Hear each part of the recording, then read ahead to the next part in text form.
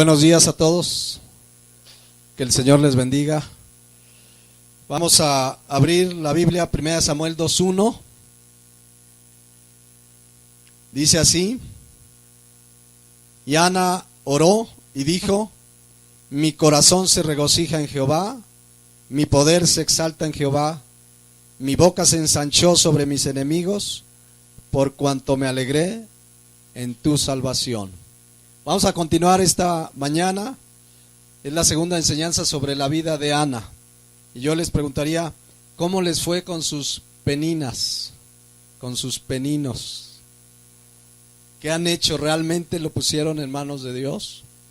¿Realmente han dejado que sea Dios el que los defienda? ¿Se acuerdan? Vimos Pedro 3:8, que dice: finalmente sean todos de un mismo sentir, compasivos, amándonos fraternalmente, misericordiosos, amigables. Versículo 9, a quien te la haga, que te la pague. ¿Así dice? No, ¿verdad? Que dice: no devolviendo mal por mal, ni maldición por maldición, sino por el contrario, ¿qué? Bendiciendo, sabiendo que fuisteis llamados para que heredaseis bendición. Vimos hace 8 días que en la vida de cualquiera de nosotros puede haber peninos, gente que te quiere lastimar, que te quiere dañar, que te quiere molestar, que te hacen bullying, decíamos, porque realmente eso es. Pero el cristiano, el que conoce a Dios, el que quiere realmente caminar en la voluntad de Dios, hace lo que dice la palabra. Y Romanos 12:17 dice lo mismo, dice: no paguéis a nadie mal por mal. Al contrario, ¿qué es lo que dice? Procurad lo bueno delante de todos los hombres. La blanda respuesta dice, quita la ira, dice también la palabra. Entonces, lo que nos corresponde hacer, si amamos a Dios, si queremos andar en su voluntad, si somos sus hijos, es no contestar igual, no devolver mal por mal. Al contrario, Cristo dijo en Mateo 5:44 que amemos a nuestros enemigos, que bendigamos a los que os maldicen, que hagamos bien a los que nos aborrecen y que oremos por los que nos ultrajan y nos persiguen. ¿Quién puede hacer eso? Un nacido de nuevo, guiado, controlado, gobernado por la palabra de Dios, por su Santo Espíritu. Que se te atraviesa un rutero y te toca el claxon, tú le dices: Dios te bendiga. Que en la clase, en tu escuela hay un penino, alguien que te está molestando, ora por él, bendícelo. Que en tu casa, dentro de casa, tienes una penina o un penino, que alguien, algún familiar que aún te molesta, te lastima con palabras, ora por él, ora por ella. Déjalo en manos de Dios. Dejemos que sea Dios el que nos defienda, como dice Deuteronomio 3:22. Dice la palabra de Dios: no temáis, no los temáis, porque Jehová vuestro Dios es el que ¿qué? Pelea por vosotros. Y lo dijimos hace 8 días, si lo dejamos. En el momento que tú entres a desquitarte, en el momento que tú quieres vengarte, en el momento que dices, pues me la hizo, me la paga, Dios ya no pelea por ti. Y eso es lo que hizo Ana, y lo vamos a ver en la palabra de Dios. Pero necesitamos dejar que sea Dios el que nos defienda, el que pelee por nosotros. En el momento que alguien te ofende, te hace, a nosotros nos corresponde no devolver mal por mal. El mundo sí lo hace: me la haces, me la paga, si te pica yo le pico, si te pica un ojo pícale 2, pero el cristiano no devuelve mal por mal. La palabra de Dios nos dice que dejemos que sea Dios el que nos defienda. Bien, más o menos algo de esto vimos hace 8 días. Yo les recomiendo que como estamos en una serie, cuando faltes algún domingo, escucha la anterior para que estemos en línea, en el mismo sentir. Comenzamos a ver hace 8 días la vida de Ana. Ana, que por cierto su nombre significa gracia o favorecida por Dios. Y vaya que la gracia de Dios fue sobre ella. Y vaya que la gracia de Dios ha sido sobre nosotros. ¿Cuántos le dan gracias a Dios por su gracia? Porque aún dice Lamentaciones 3:22, imagínense qué sería de nosotros sin su gracia. Dice: por la misericordia de Dios, no hemos sido ¿qué? Consumidos, porque nunca decayeron sus misericordias. Si no fuera por la misericordia de Dios, ¿dónde estaríamos hoy? Si no fuera por su gracia. Bien, vamos a repasar rápidamente o a leer los versículos donde comenzamos a ver la vida de Ana hace 8 días. 1 Samuel 1:1. Hubo un varón de Remataim, de Sofim, del monte de Efraín, que se llamaba Elcana, hijo de Jeroam, hijo de Liu, hijo de Toú, hijo de Suf, efrateo, y tenía él 2 mujeres. El nombre de una era Ana y el de la otra Penina. Y ya explicamos hace 8 días la razón de esa bigamia. Hace 8 días explicamos por qué Elcana, un hombre de Dios, tenía 2 esposas. Ya no me voy a detener a explicarlo. Y veíamos que Penina tenía hijos, mas Ana ¿qué? No los tenía. Quiere decir que Ana pues era estéril, Dios no le había permitido tener hijos. Versículo 3. Y todos los años aquel varón subía de su ciudad para adorar y para ofrecer sacrificios a Jehová de los ejércitos en Silo, donde estaban 2 hijos de Eli, Ofni y Finés, sacerdotes de Jehová. Lo que vimos aquí muy importante es que Elcana cumplió su papel de varón. ¿A quién le corresponde llevar a su familia en los caminos de Dios? ¿A quién les corresponde? Vamos a orar, vamos a leer la palabra, vamos a la iglesia, miren, vamos a ver qué Dios dice respecto a este asunto. ¿Quién es el principal responsable según la Biblia? El varón. El varón. Elcana fue un hombre que llevó a su esposa, a su familia en los caminos de Dios. Entonces yo les decía hace 8 días que una realidad muy común en las iglesias es que encontramos muchas mujeres casadas que vienen solas. ¿Y dónde está el responsable del hogar? Se quedó el fútbol, el trabajo, qué sé yo. Y hace 8 días hicimos un ejercicio, levanten las manos las mujeres casadas que hoy están solas, y pues había una gran parte de ustedes. Pero qué bueno que si el varón no viene, tú sigas firme y adelante y estés aquí por la gracia de Dios y no se desanimen. Oremos, quienes tienen esposos que no han tomado su papel, oremos por ellos. Que el Señor toque su corazón para que anden en los caminos del Señor. Amén. Versículo 4, vamos a avanzar, nada más repasando. Y cuando llegaba el día, versículo 4, cuando llegaba el día en que Elcana ofrecía su sacrificio, daba a Penina su mujer y a todos sus hijos y a todas sus hijas, a cada uno su parte del sacrificio, de la carne ofrecida, les daba su parte a su esposa Penina y a sus hijos. Pero vean lo que dice el 5, que también lo vimos. Pero a Ana daba una parte ¿qué? Escogida, selecta, especial. ¿Por qué? Porque amaba a Ana. Elcana amaba a su esposa. Y el amor del Elcana es el amor bíblico. Te amo a pesar de. Ana no había podido tener hijos, pero Elcana la amaba. Porque hay una promesa que hicimos en el altar, ¿sí o no? En lo próspero, en lo adverso, en la salud, en la enfermedad, etcétera. Quienes nos hemos casado, ¿recuerdan las promesas en el altar? Voy a estar contigo hasta que la muerte nos separe, en cualquier circunstancia. Y ahí estaba Elcana, la amaba. Ana se sentía triste porque no podía tener hijos, pero Elcana, dice aquí la palabra de Dios, la amaba, aunque Jehová no le había concedido tener hijos. Pero a Ana no solo le entristecía el no haber podido tener hijos. Versículo 6. Y su rival, ¿quién era su rival? Penina. Rival significa una persona que te aflige, que te molesta, una persona que te provoca angustia con toda intención. Decíamos hace 8 días, es alguien que dice palabras para lastimarte, pero lo hace con toda intención, con todo dolo, con alevosía, con ventaja. Así era Penina.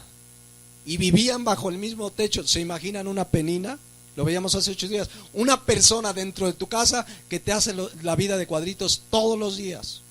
Y ahí estaba Penina, dice, y su rival la irritaba, enojándola y entristeciéndola porque Jehová no le había concedido tener hijos. Es decir, el argumento más eficaz que tenía Penina para lastimar a Ana era su esterilidad. Ándale, tú no puedes tener hijo. Imagínense la escena, se burlaba, éjele, yo sí le di hijos a Elcana y tú no, poca mujer, y la entristecía y la irritaba. Así era esta Penina. Y ya explicamos pues que con palabras se puede lastimar mucho. Los golpes lastiman, por supuesto, pero las palabras, una persona que con saña anda pensando decir lo que más te duela, cuidado. Cuidado, esta mujer era una mujer de mal corazón, pero aún dice el versículo 7. Fíjense esta Penina, ya todo esto ya lo vimos, por eso me estoy yendo muy rápido. Así hacía cada año, o sea, Penina cada año, incluso fíjense, cuando subía a la casa de Jehová, la irritaba así, por lo cual Ana lloraba y no comía. Miren, Ana lloraba, por supuesto es natural, la primera reacción. Imagínense pues su dolor de no haber podido tener hijos, y aparte esta mujer dándole y tirándole, y mira, eres estéril, poca mujer, y diciéndole. Y Ana lloraba. Y Ana, dice la palabra de Dios, aún dejó de comer. Pero ¿saben qué? Jamás, lean todo el pasaje, Ana se desquitó de Penina. Jamás dijo, pues a ver qué le hago a Penina, a ver qué le encuentro. Ana, como lo vamos a ver hoy, recurrió a Dios. Trajo delante de Dios sus angustias, sus problemas, sus dificultades. Y además esta Penina, fíjense, que ni siquiera cuando iban, ¿a dónde subían? ¿A la casa de quién? De Jehová. Iban a adorar a casa de Jehová, y ni ahí dejaba de molestar. Hay gente dentro de la iglesia que ni el domingo ahí están dándole, y está las alabanzas, y mira, ya viste fulana, y mira, ya viste sutano. Ni aquí dejan de murmurar, chismear, de decir. Pues así era esta Penina. Ni en la iglesia, ni cuando iban a orar, ni cuando iban a adorar a Dios, y ahí estaba Penina, duro y dale, duro y dale, duro y dale. Ahora, quiero que vean, y estaba yo leyendo el texto y viendo algo del hebreo en el que fue escrito, que ni Ana fue a quejarse con Elcana. Ana jamás le dijo a Elcana, mira Penina, ¿no? Ana no fue de acusona. Ana lo puso delante de Dios. Pero Elcana tampoco se dio cuenta. Y esto me infiere el texto, mis hermanos, es que quienes quieren dañar y lastimar generalmente lo hacen a escondidas. En la escuela, el niño que hace bullying lo hace sin que lo vea el maestro, lo hace sin que lo vea el director. En casa se pelean tus hijos, tus hijas, y lo hacen cuando no los ve el papá. Y llega el papá, ¿quién empezó? Ella, no, ella. Lo hacen a escondidas. Así era Penina.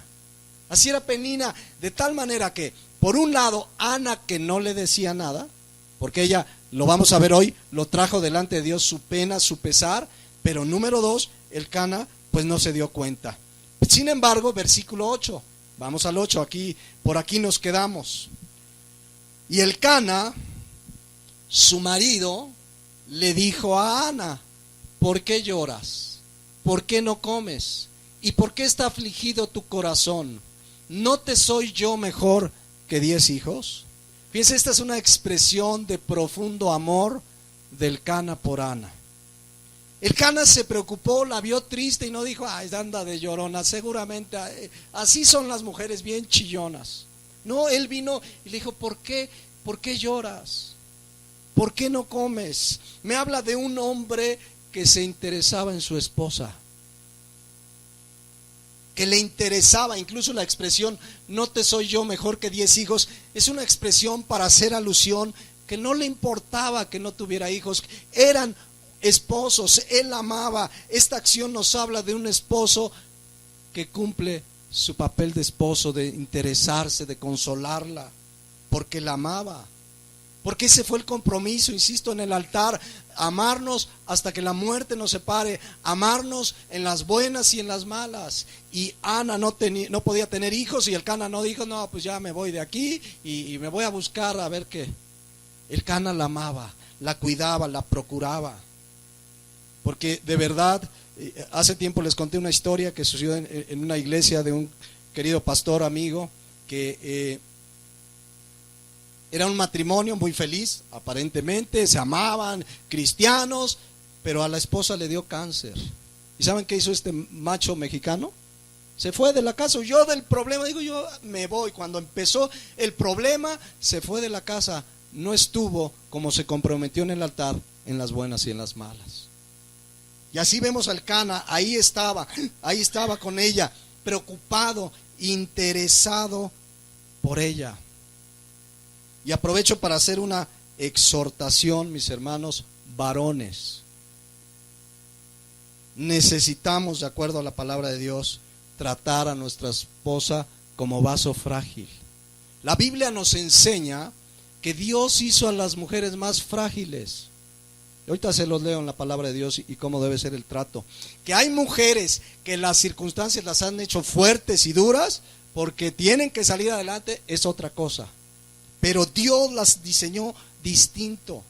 Por eso dice Colosenses 3:19. Fíjense lo que dice. Esto es para nosotros los varones, los que estamos casados. Dice: maridos. ¿Cuántos maridos hay aquí? A ver, maridos.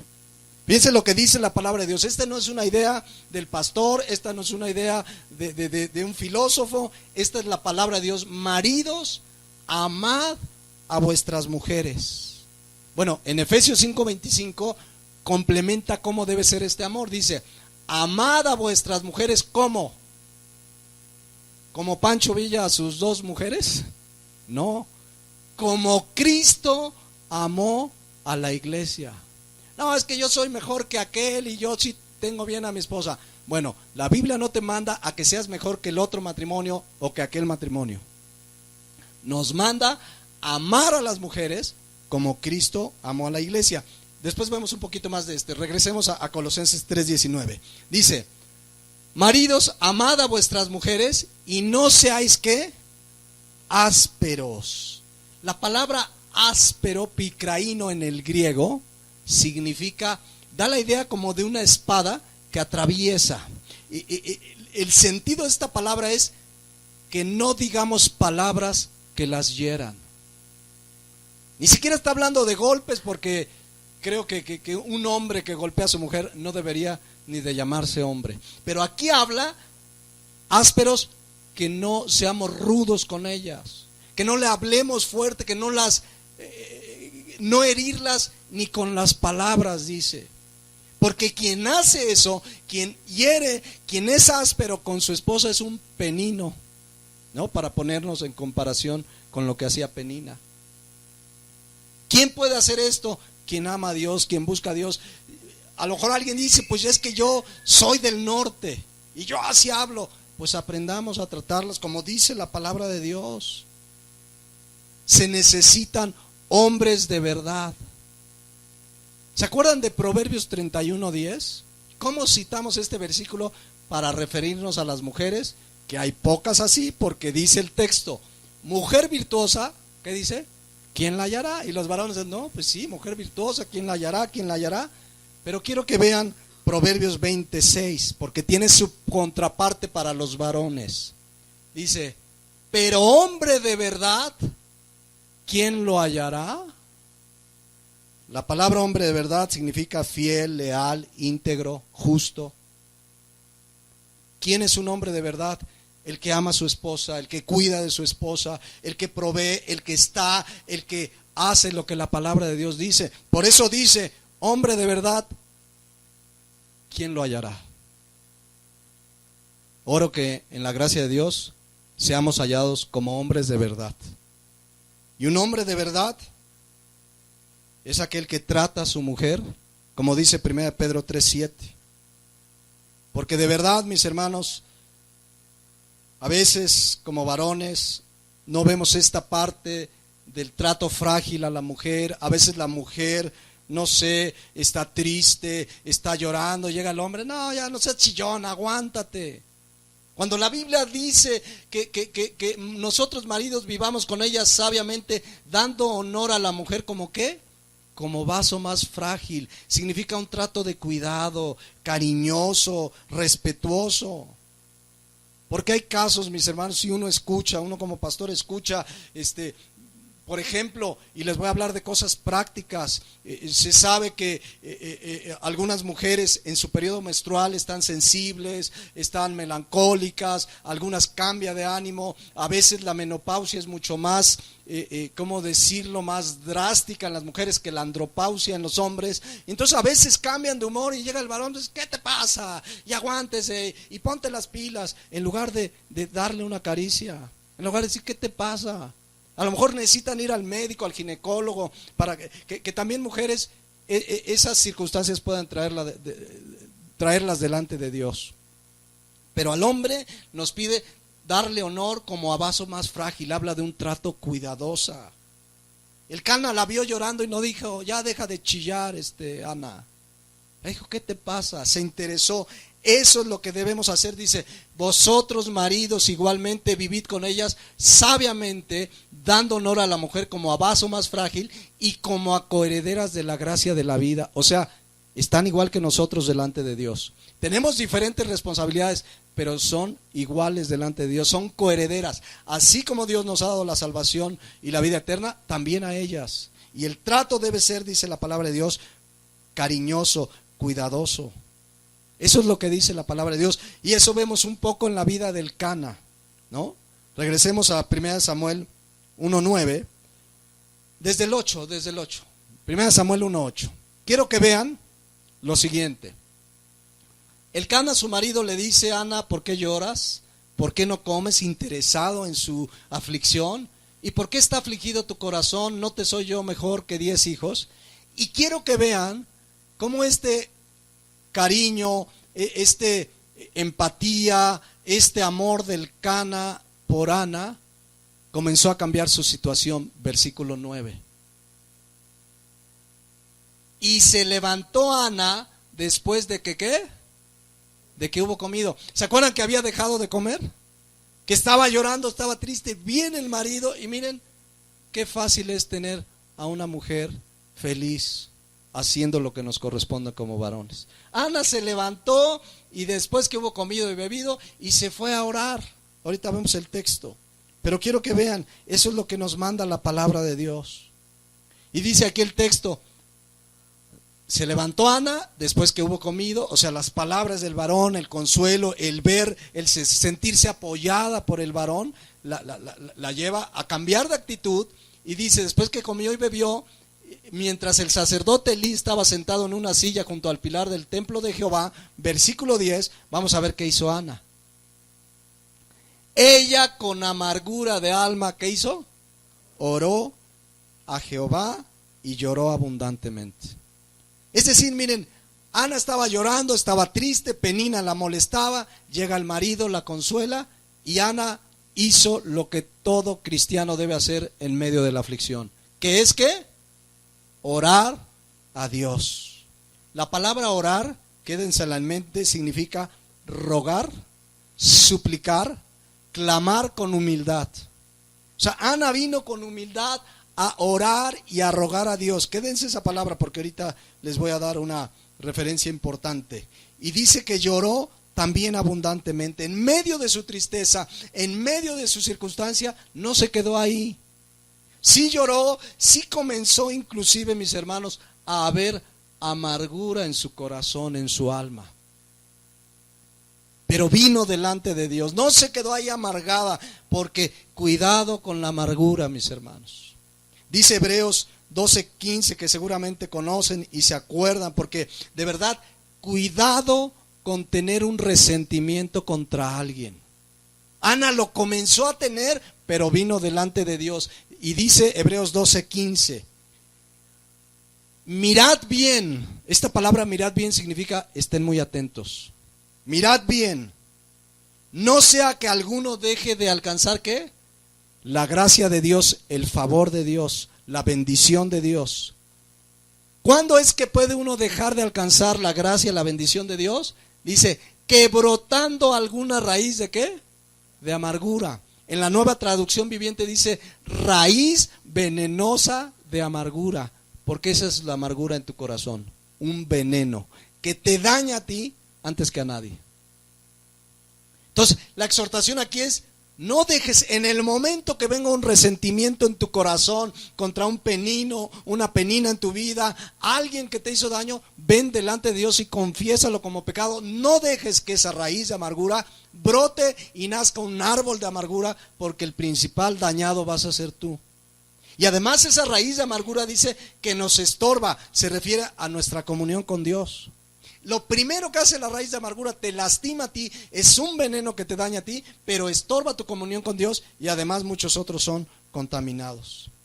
Entonces, Ana comenzó a tener un alma, dice que estaba con amargura de alma, habla de un dolor profundo y de que sí comenzaba un resentimiento contra Penina, aunque jamás se desquitó, pero vino delante de Dios.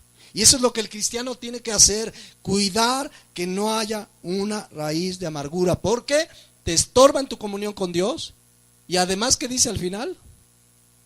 Muchos son contaminados. ¿Te ha tocado platicar con una persona amargada? Que habla mal contra todos, se sienta a tu lado y ya viste el hermano, anda estrenando carros, seguro anda en malos pasos. Y ahí saca su veneno, su amargura. Y ahí andan, nada más destilando amargura, veneno por todos lados, murmuraciones contra todos, bueno, hasta contra, hay gente amargada, cristianos amargados, resentidos, hasta con el presidente de la República. Lo ves en el Facebook, y el presidente Peña Nieto es quién sabe qué, y quién sabe qué, y ahora que el dólar está ahí es un no sé qué, y destilan amargura. ¿Saben qué nos manda la Biblia respecto a nuestras autoridades? Tito 3:1. Vamos a verlo. Recuérdales que se sujeten ¿a quién? A gobernantes y autoridades.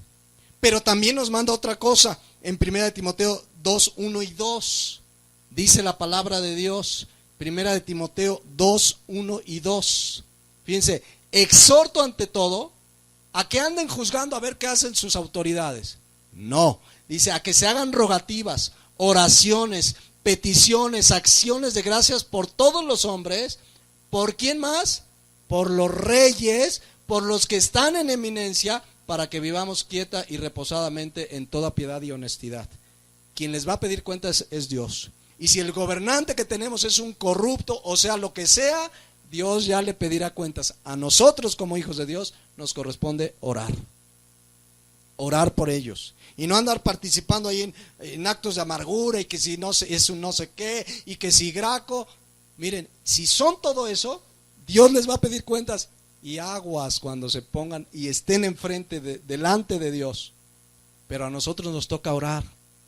No destilar amargura contra ellos. Si están mal o bien, Dios los va a juzgar. Esto nos enseña la palabra de Dios. Acuérdense que los cristianos en Roma vivían bajo el peor gobierno que ha existido, dictatorial, malos, asesinos, y jamás Pablo, lean la carta de Romanos, inclusive les dice en Romanos 13, sométanse a la autoridad, y era un gobierno malo, corrupto y asesino. Jamás ves una rebelión de cristianos con pancartas en contra del gobierno, jamás.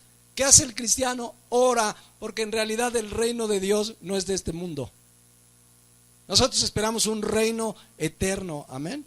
Este mundo se va a poner peor. Pero bueno, ya me estoy desviando del tema. Regresemos a 1 Samuel 1:10.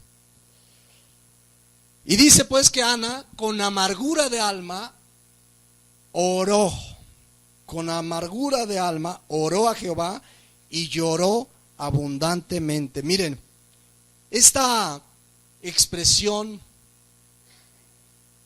oró a Jehová y lloró abundantemente, habla de una actitud donde vino delante de Dios a exponer su situación. Seguramente en esas circunstancias le dijo lo que le hacía penina, su sentir. Ella lloró, estuvo triste, derramó su corazón delante de Dios. En medio de una circunstancia, yo no sé qué estés pasando en esta tarde, en esta mañana. Quizá tienes un problema en la familia. Quizás es tu hijo que anda en malos pasos. Quizás es tu matrimonio que anda mal. Quizás es un penino que te está molestando. Quizás hay un problema de salud en tu familia. Quizás hay un problema en tu economía. Tráelo delante de Dios.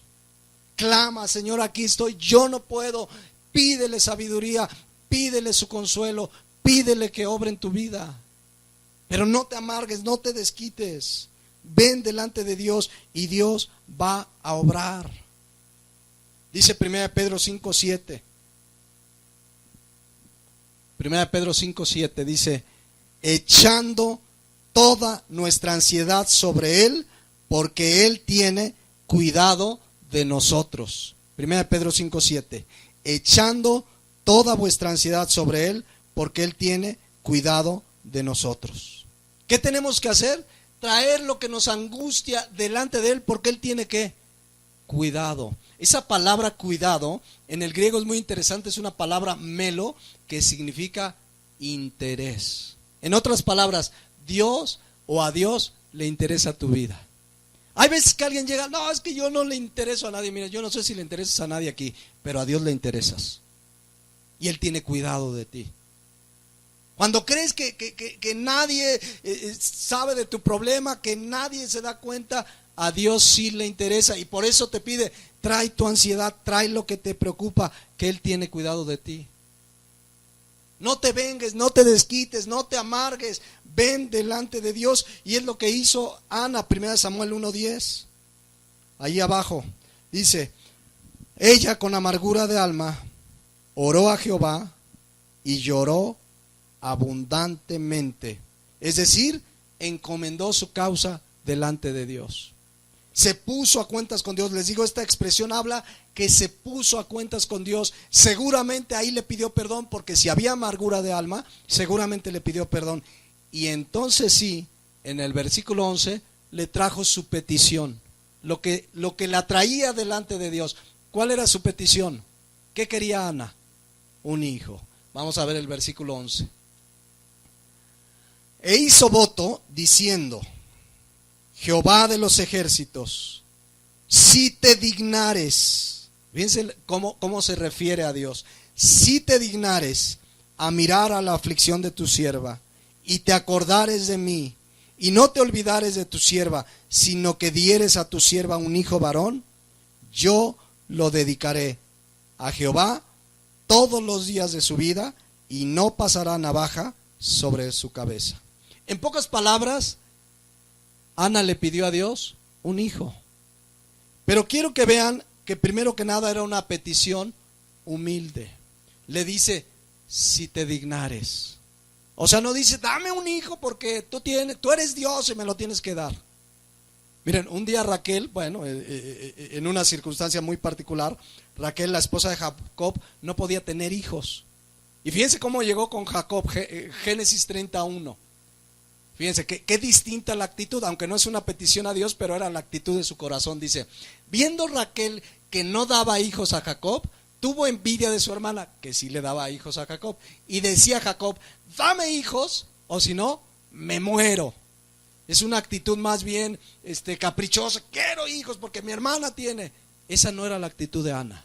Ana no quería ser madre nada más por el hecho de ser madre. Por supuesto es una bendición que Dios nos da, pero vemos en 1 Samuel 1:11 que dice: si te dignares a darme un hijo, yo lo voy a dedicar a tu servicio todos los días.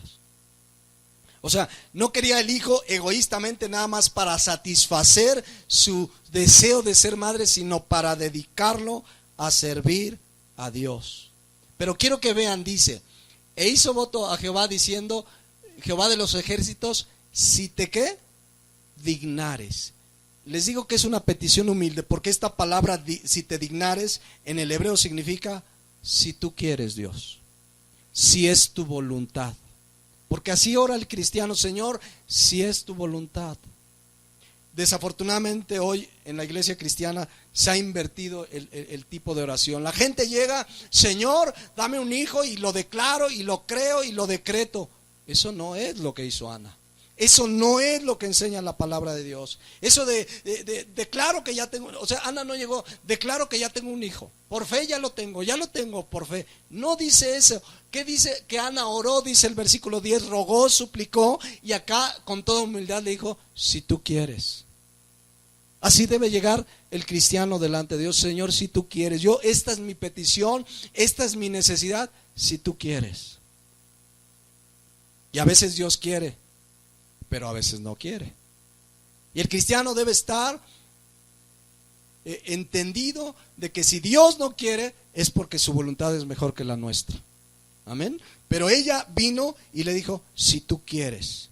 Entonces, esas expresiones de que lo declaro y lo decreto son, ya lo hemos explicado, expresiones de la metafísica, decreto y declaro, que se han metido al cristianismo, se han querido justificar con 2 o 3 versículos, pero al cristiano se nos manda orar, rogar, suplicar a Dios.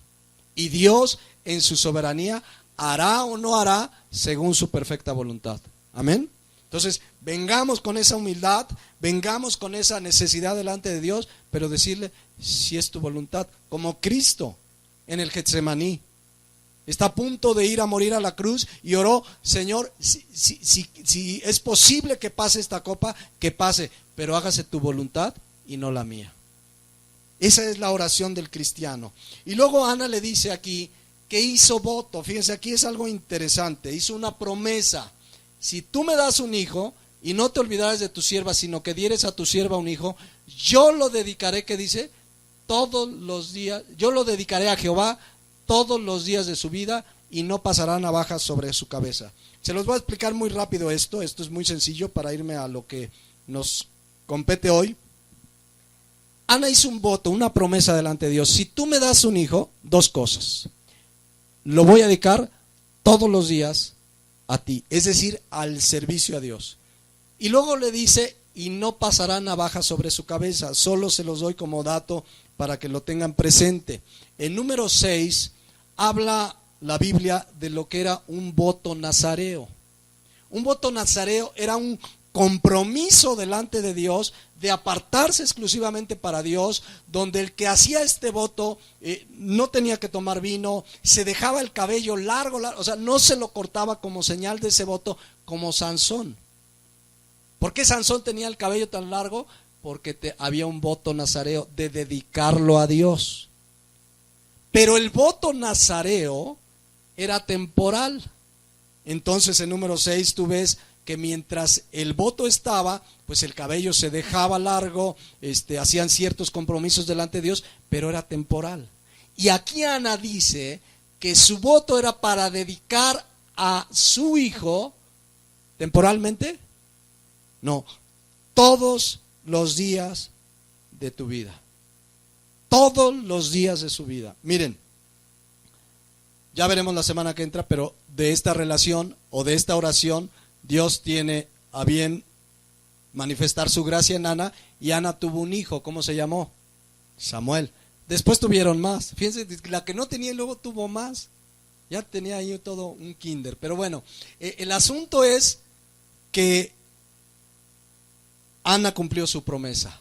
Samuel fue dedicado al servicio a Dios. La semana que entra lo vamos a ver cómo fue eso y cómo Ana dedicó su vida y consagró su vida para preparar a ese hijo para servir a Dios. Ya lo veremos en 8 días. Pero ella, pues, en medio de su aflicción, ¿a quién recurrió? ¿A quién recurrió? A Dios. Hizo voto, hizo promesa, Señor, si tú me lo das, pero recurrió a Dios. Su aflicción, en lugar de alejarla de Dios, la acercó más. Por eso dice Hebreos 4:16.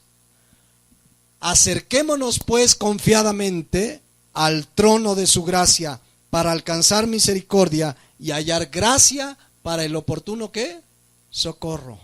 Cuando tienes una aflicción, ¿te apartas o te acercas a Dios? ¿Saben que hay cristianos que cuando viene la aflicción son los primeros que dejan de venir? ¿Y por qué me pasa esto? Y mejor me voy a pare de sufrir porque allá prometen que ya no voy a sufrir. Y en lugar de acercarte a Dios y orar y clamar a Dios, Ana trajo su causa a los pies del Señor. Eso es lo que debe hacer el cristiano. Ella vino, oró, clamó, dame un hijo, si es tu voluntad, y ahorita lo vamos a ver, descansó en que Dios haría su perfecta voluntad. Entonces, de verdad, mis hermanos, aprendamos de esta mujer, que lo primero que hizo es venir delante de Dios. Incluso dice, fíjense el versículo 11, el 12, versículo 12, 1 Samuel 1:12. Porque vean cómo fue su oración. Mientras ella oraba, ¿qué dice ahí? Largamente delante de Jehová. Y ahí estaba Elí el sacerdote. Otro día hablamos de Elí el sacerdote, pero un hombre que se apartó de Dios. Pero dice, mientras ella oraba largamente. ¿Cómo era su oración? O sea, no vino, Señor, dame un hijo, gracias en el nombre de Jesús, amén. Y se fue y dijo, ya oré. Así hay muchos que oran, ay Señor, y te pido esto en el nombre de Jesús, amén. Ya oré. Orar largamente implica dedicarle un tiempo especial al Señor, donde le alabo, donde doy gracias, donde traigo mis peticiones, pero le dedico un tiempo exclusivo para Él. Un tiempo amplio, dedicado, donde no hay distracciones. No vayan a decir como un hermano que me dice, no hermano, yo oro, es más, estoy viendo López Dóriga y estoy orando. Y le digo, ¿y a la torre no lo ves? No, dice López Dóriga y estoy orando. Yo sé que el cristiano ora en todo momento. Y a veces podemos estar lavando los trastes, ¿verdad? Y está uno orando, ay Señor. Pero este orar largamente habla de dedicarle un tiempo especial al Señor. Donde apartas, donde dices, este tiempo es para ti, Señor. No distracciones. Si tienes hijos, se los encargas al marido. Si eres el esposo, esposa, voy a meterme con el Señor. Y tienes un tiempo donde oras, donde lo alabas, donde traes tus peticiones delante de Él. Como hacía el salmista, fíjense el Salmo 5:3. Dice, oh Jehová, Salmo 5:3. Ahí está abajo, Salmo 5:3. Fíjense esta oración y cómo llega David delante de Dios. Salmo 5:3. Vamos a esperar que lo pongan para que todos estemos. Ahí está mismo, ya lo capturé ahí. Bueno, dice, oh Jehová, después del noticiero oirás mi voz. ¿Así dice?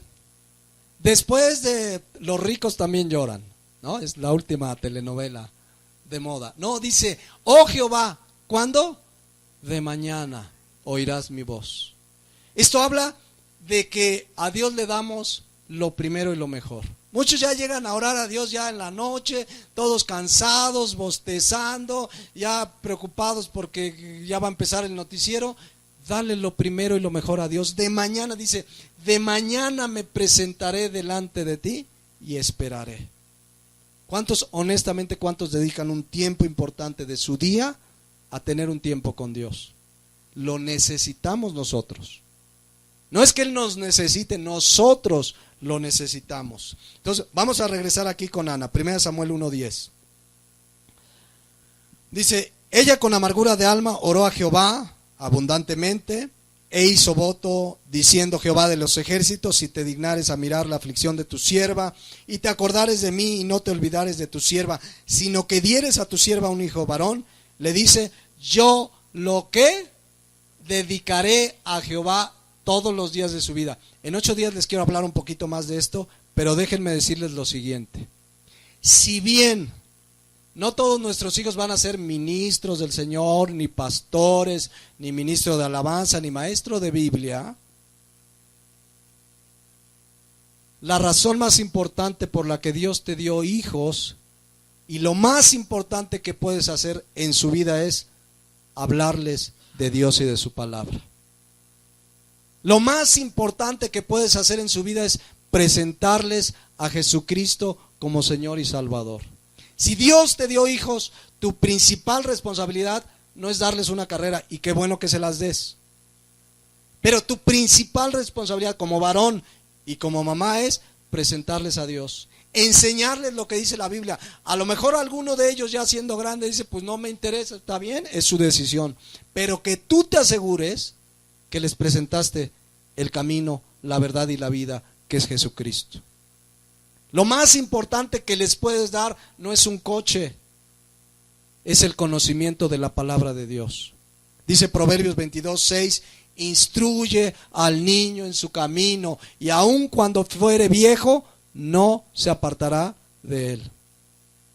Entonces, ¿quieres darle lo mejor a tus hijos? Enséñales la palabra de Dios, instrúyeles en la palabra de Dios, preséntales a Jesucristo como el Señor y Salvador. No hay nada mejor. Le podrás dejar la mejor herencia económica, pero si no tienen a Cristo, no tienen nada. ¿De qué les sirve ganar el mundo si perdiere su alma? Dice la palabra de Dios. Regresemos a 1 Samuel 1:12. Ya en 8 días les voy a hablar un poco más de eso. Vamos hacia el final. Dice 1 Samuel 1:12. Mientras ella oraba largamente delante de Jehová, Elí era sacerdote, el responsable del templo en ese momento. Elí estaba observando la boca de ella. Fíjense lo que pasó. Pero Ana hablaba en su corazón. Es decir, ¿cómo estaba orando Ana? En silencio. Ahora fíjense, les digo, un día vamos a hablar de Elí, porque este hombre perdió toda dirección de Dios. Bueno, perdió hasta el control de sus hijos. Dice, y solamente se movían sus labios. Estaba orando, ¿no? Y solamente se movían sus labios. Y su voz no se oía. Y Elí la tuvo por borracha. Elí dijo, esta está borracha, mira, mueve la boca. Fíjense, no tenía discernimiento ni siquiera para distinguir una oración en silencio. No, este Elí es todo un caso. Ya hablaremos de Elí, de lo que no debemos hacer. Pero dice aquí la palabra de Dios que la tuvo por ebria. Incluso más adelante lo vamos a ver, que hasta le dijo, no, digiere tu vino. O sea, el hombre no supo distinguir una oración. El cristiano, nosotros sabemos que podemos orar en voz alta o en silencio y Dios nos escucha, ¿sí o no? Porque incluso fíjense lo que dice el Salmo 139, que es maravilloso. Oh Jehová, tú me has examinado y conocido. Tú has conocido mi sentarme y mi levantarme. Has entendido desde lejos mis pensamientos. Has escudriñado mi andar y mi reposo. Y todos mis caminos te son conocidos. Y escuchen, pero aún no está la palabra en mi lengua. Y he aquí, oh Jehová, ¿qué dice? Tú la sabes toda. Todavía ni hablas y Él ya sabe lo que vas a decir. Todavía ni oras y Él ya sabe tu necesidad. Y Ana sabía esto y oraba en silencio, pero Elí dijo, esta de estar borracha. Me acuerdo que un día, les voy a contar una anécdota. Yo estudié hace muchos años, en un instituto bíblico que había abierto sus puertas en Chulavista. ¿Cuántos conocen Chulavista? Donde está el oratorio. ¿Conocen Chulavista? Bueno, no sé si existirá Chulavista todavía. Chulavista es un lugar cristiano donde la característica es que tiene un oratorio muy bonito, supuestamente con las medidas del oratorio bíblico del templo. Pero el asunto es que ese día fui a clase con varios alumnos que íbamos ahí, grandes, menores y demás, y no fue el maestro que iba a dar clase, el pastor que nos iba a dar la materia, y me fui a orar al oratorio, y varios fueron, y ahí estábamos orando, y yo estaba orando en silencio, y no me acuerdo qué oraba, la verdad no me acuerdo, pero yo estaba orando en silencio, pero varios a mi alrededor oraban en voz alta y gritaban y en lenguas, y está bien, pues yo me concentré y dije, pues yo oro aquí, pero aquellos gritaban y bueno, cada quien su oración, ¿no? Salimos de ahí y se me acerca, pero bien serio, una persona. Hermano, ¿que no tiene usted el Espíritu Santo? No lo oímos orar. Le digo, pero Dios sí. No, que es el que importa. No, dice, es que además ni habló en lenguas. Pero tipo Elí, o sea, nada más porque no oré como ellos. ¿Qué es lo que le pasó a Elí? Elí estaba acostumbrado a las oraciones en voz alta. No había entendido lo que Ana, que Dios escucha tu oración, sea en voz alta o en silencio. Y Elí, pues la tuvo, dice aquí, por ebria. Incluso en el 14, fíjense. Entonces Elí le dijo, ¿hasta cuándo estarás ebria? Digiere tu vino. O sea, ya ve que se te baje, échate 3 cafecitos bien cargados y regresas. Pero así la sentía ella.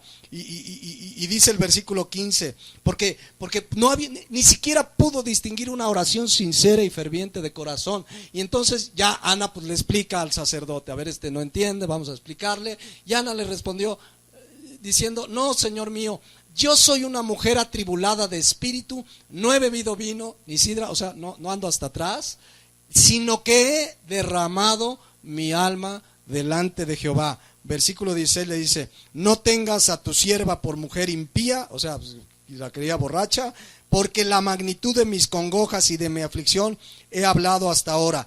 Elí respondió y dijo, o sea, le cayó el 20. Ve en paz y Dios, del Dios de Israel, te otorgue la petición que hayas hecho. Pero yo quiero irme hacia el final con esto sorprendente que pasa en la vida de Ana y que puede suceder en tu vida y en mi vida. Versículo 15, fíjense cómo llegó Ana a su oración.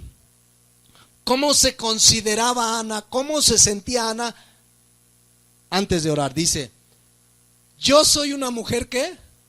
Atribulada de espíritu. Esta expresión en el hebreo significa con una tristeza profunda. Así se dice, yo soy así, yo estoy con una tristeza profunda y con un dolor profundo. Todo lo que ya hablamos, pues la molestaba Penina, no podía tener hijos. Así estaba antes de orar. Era una mujer que atribulada, afligida, triste, con amargura de alma. Pero ¿saben cómo salió? Versículo 18. Y ella dijo, halle tu sierva gracia delante de tus ojos. Y se fue la mujer, o sea, ya había orado, se fue la mujer por su camino y comió. ¿Y qué pasó con esa Ana atribulada de espíritu? Y no estuvo más triste. Ana entró atribulada a la presencia de Dios. ¿Y cómo salió? No estuvo más triste. Esto sucede en cualquier hijo de Dios que viene delante de Dios preocupado, triste, oras, confías que Él te escucha y tú sales diferente. Quien viene a la presencia de Dios a orar y a traer sus aflicciones no puede salir igual. Y miren, Ana no sabía qué Dios iba a hacer, Ana oró, trajo su aflicción, si tú quieres me das un hijo y si tú me lo das, si es tu voluntad, pues yo lo voy a dedicar a ti. Oró, trajo su aflicción, lo dejó en manos de Dios, pero ya no salió triste. Eso es lo que pasa cuando tú y yo genuinamente nos acercamos a Dios. Tú vienes afligido, triste, preocupado, tu familia, el esposo, el hijo, la esposa, lo que sea, vienes delante de Dios y no puedes salir igual. Fíjense lo que dijo Cristo en Mateo 11:28 en ese sentido. Venid a mí, habla de una actitud de humildad, de oración. Venid a mí todos los que están ¿qué? Trabajados. La palabra trabajado significa fatigado, pero no habla de una fatiga física exclusivamente, sino es como una fatiga espiritual. ¿Cuántos han llegado a lo mejor al final del día, de la semana, fatigados espiritualmente? El hijo que no cambia, el trabajo que te quieren correr, el negocio que va mal, el matrimonio que no camina como tú quieres y llegas fatigado espiritualmente. ¿Qué dice Cristo? Ven a mí. Pero luego también dice, los que están trabajados y ¿qué? Cargados. La palabra cargado es fortizo, significa una ansiedad que es capaz de quitarte el sueño. ¿Cuántos han llegado al final del día y que no puedes dormir? A lo mejor hasta unas gotas o una pastillita para dormir tienes. Pero el remedio está aquí. Vengan a mí todos los que están cargados y trabajados. Y yo, ¿qué dice?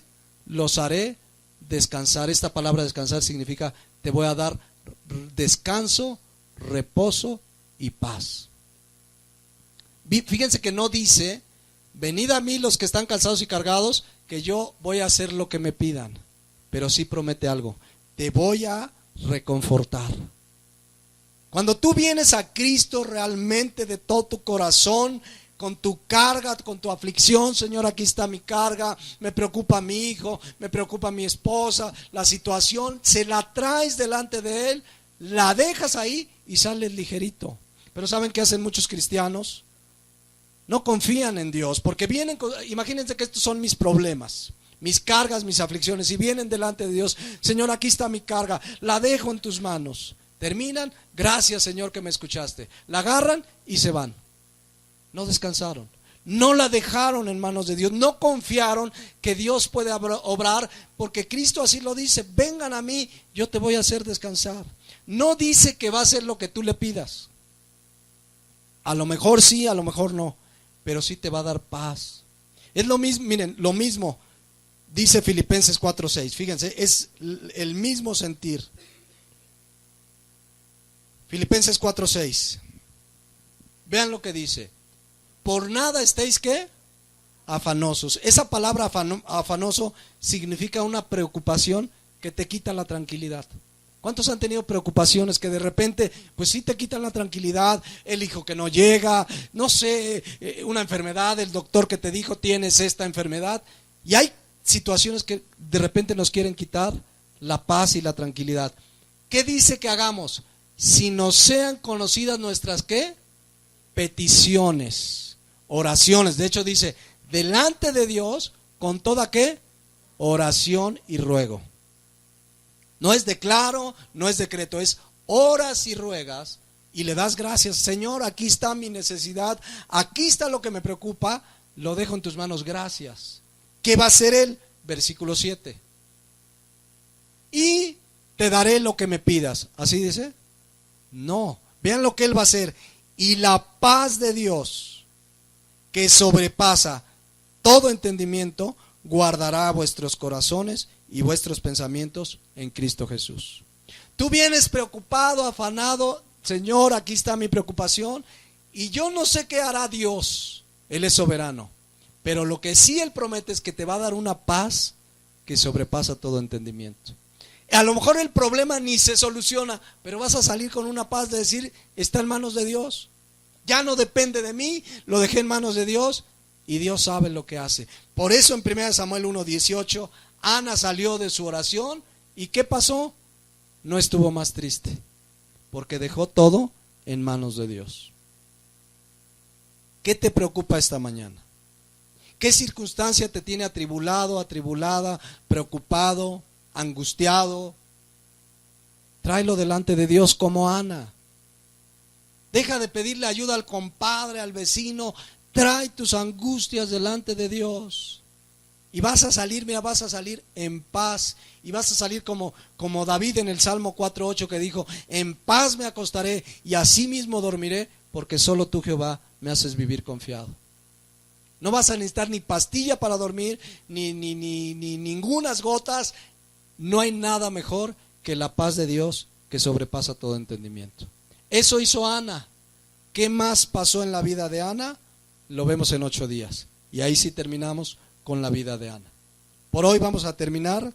Les invito a que cierren sus ojos y meditemos. ¿Cómo estás esta tarde, esta mañana? ¿Vienes preocupado, angustiado, afligido, afligida? ¿Te preocupan tus hijos, tu matrimonio, el trabajo, tu salud? ¿Qué te preocupa? Es natural preocuparnos, pero el cristiano debe recordar que podemos acercarnos a Dios confiadamente, que Cristo abrió un camino nuevo y vivo, dice la palabra de Dios, a través de su sangre, para que hoy puedas venir delante del Padre Celestial y decirle lo que te preocupa. Yo no sé qué va a hacer Él, yo no sé cómo va a obrar Él, pero sí sé, porque Él lo promete, que Él va a dar paz a tu vida.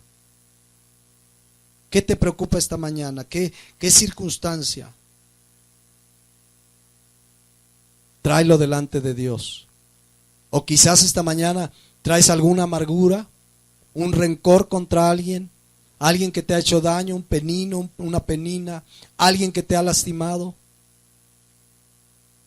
Pídele perdón a Dios si hay ese resentimiento y ponte a cuentas con Él y descansa en Dios. Que sea Él el que te defienda, que sea Él el que obre, que sea Él el que pelee por nosotros. Pero descansa en Dios. Ana vino como una mujer atribulada de espíritu, pero cuando salió ya no estuvo más triste.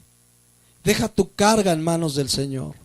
Él dice, vengan a mí los que están cansados y trabajados, yo los haré descansar, yo les voy a dar confort, paz. Deja tu carga delante de Dios. Pongámonos de pie y oremos todos. Bendito Padre, Estamos aquí delante de ti, Señor, pues tú conoces cada necesidad de cada uno de los que aquí estamos. Tú lo sabes todo. Pero yo te pido que en medio de cualquier aflicción, tribulación, preocupación o angustia, podamos traer esas cargas que nos aquejan delante de ti. Que tú traigas paz al corazón de cada uno en esta mañana. Y que si hay alguien en esta mañana que lo primero que necesita es ponerse en paz contigo, yo sé que tu Espíritu Santo está hablando a nuestro corazón. Si hay alguien en esta mañana que quiere ponerse en paz con Dios, debes de saber que Cristo murió en la cruz del Calvario para que tú y yo nos reconciliemos con Él. Él pagó en la cruz lo que debíamos de pagar. Lo único que necesitas hacer es arrepentirte de todo tu corazón y creer que Él pagó en esa cruz. Y Él te va a perdonar, Él te va a limpiar y Él te va a hacer una nueva criatura. Hoy es el día de salvación. Hoy es el día que tú puedes ponerte a cuentas con Dios y comenzar a conocer a partir de hoy esa paz que sobrepasa todo entendimiento, ese recurso maravilloso que es la oración y poder traer nuestras aflicciones delante de Él. Gracias te damos, bendito Padre, en esta mañana. Gracias por tu palabra, gracias por la vida de esta mujer Ana, Señor, que recurrió a ti, que vino y clamó delante de ti, trajo sus angustias, sus preocupaciones y salió ligera. Ya no estuvo más triste porque dejó sus aflicciones en tus manos. Yo te pido que podamos hacer lo mismo, echar todas nuestras angustias delante de ti, porque tú tienes cuidado de nosotros. Gracias te damos en el bendito nombre de Cristo Jesús. Amén.